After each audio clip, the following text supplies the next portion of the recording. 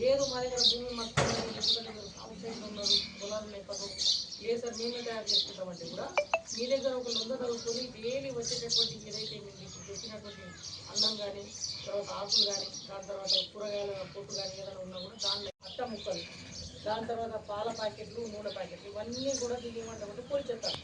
ఈ పొడి చెత్త దేనికోసం అంటే మా వర్కర్లు దీన్ని డివైడ్ చేసి ఏం చేస్తారు, రీసైకిల్ కోసం అమ్ముతారు. వాటర్ బాటిల్ మనం ఒకసారి వాడినామా ఫ్రెష్ చేసి పడేస్తాం, మళ్ళీ దాన్ని యూజ్ చేస్తాం, మళ్ళీ దానిలోనే మళ్ళీ ఫ్రెష్ చేసి మళ్ళీ నీళ్ళు ఇస్తాం. కాబట్టి దాన్ని రీసైకిల్ చేయడం కోసము ఏదైతే పొడి చెత్త ఉందో దాన్ని వాడతాం. కాబట్టి ఆ పొడి చెత్తను మాత్రం కంపల్సరీగా బండికి ఇవ్వండి, దాన్ని రీసైకిల్